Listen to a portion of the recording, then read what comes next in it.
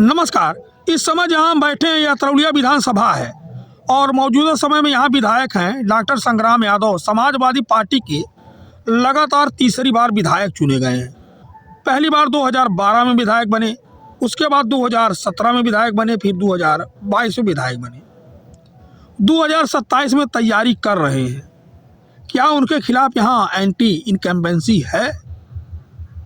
तभी तो उनके पिता पूर्व मंत्री और समाजवादी पार्टी के राष्ट्रीय महासचिव और एमएलसी बलराम यादव जी खूब दौरा कर रहे हैं, क्षेत्र का खूब दौरा कर रहे हैं और इस प्रयास में है कि उनके बेटे एक बार फिर से विधानसभा में पहुंच जाएं। मंत्री जी 4 साल तक बाहर नहीं निकले, घर में बैठे रहे। अब जब चुनाव की बेला आई है तो बाहर निकल रहे हैं, लोगों से मिलना जुलना चालू कर दिए। गांव में भी पहुंच रहे हैं, जहां आरसीसी रोड का उद्घाटन होता है वहां पहुंच जाते हैं, आरसीसी रोड का उद्घाटन भी करते हैं। छोटे छोटे प्रोग्राम में कोई बुलाता वहां भी पहुंच जाते हैं। नहीं तो उससे पहले मंत्री जी कहीं नहीं जाते थे। यानी मंत्री जी की पूरी तरह से यह एक योजना है, किसी तरह से अपने पुत्र को विधानसभा में पहुंचाया जाए। 3 बार विधायक को अब बना चुके हैं, चौथी बार की उनकी तैयारी है कि समाजवादी पार्टी से टिकट दिलवाएं और विधायक बनवाएं। खुद एमएलसी हैं और बेटे को विधायक बनाने के चक्कर में मेहनत कर रहे हैं। अतरौलिया सीट का इतिहास यह रहा है, 3 बार का तो हमने बता ही दिया। 2012 से 2007 में यहाँ से सुरेंद्र मिश्रा जी विधायक रहे बहुजन समाज पार्टी से, और 2002 में यहाँ से खुद बलराम यादव जी विधायक रहे, संग्राम यादव जी के पिताजी, जब नेताजी 2003 में सरकार बनाए थे। उससे पहले जब चुनाव हुआ था 1996 में, तो विभूति निषाद जी ने उनको यहाँ चुनाव हराया था।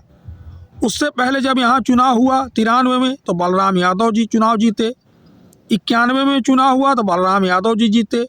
90 में चुनाव हुआ तो बलराम यादव जी जीते। यहाँ 85 में चुनाव हुआ तो बलराम यादव जी जीते। और उससे पहले जब 80 में चुनाव हुआ तब यहाँ से शंभूनाथ सिंह जी चुनाव जीते थे कांग्रेस से। तो यहाँ इस सीट का यही इतिहास हमने आपको बताया। तो पूर्व मंत्री आदरणीय बलराम यादव जी यहाँ खूब मेहनत कर रहे हैं, उम्र दराज हो चुके हैं। जब एमएलसी की 3 सीट यहाँ समाजवादी पार्टी कोटे में निकली हुई थी, अखिलेश यादव जी मैनपुरी के जिला अध्यक्ष आलोक साक जी को एमएलसी पद देना चाहते थे, तो आदरणीय बलराम यादव जी अड़ गए कि नहीं, हमको एमएलसी पद दिया जाए। तो अखिलेश यादव जी को उनको एमएलसी बनाना पड़ा।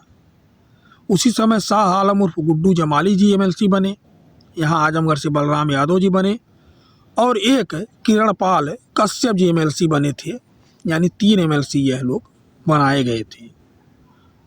आप उस समय का डाटा चेक कर सकते हैं। यानी बलराम यादव जी की यह पूरी तमन्ना है कि एक बार फिर से उनके पुत्र जो है सदन में पहुंचने का काम करें, ताकि जो है समाजवाद की लौ को प्रज्वलित किया जा सके।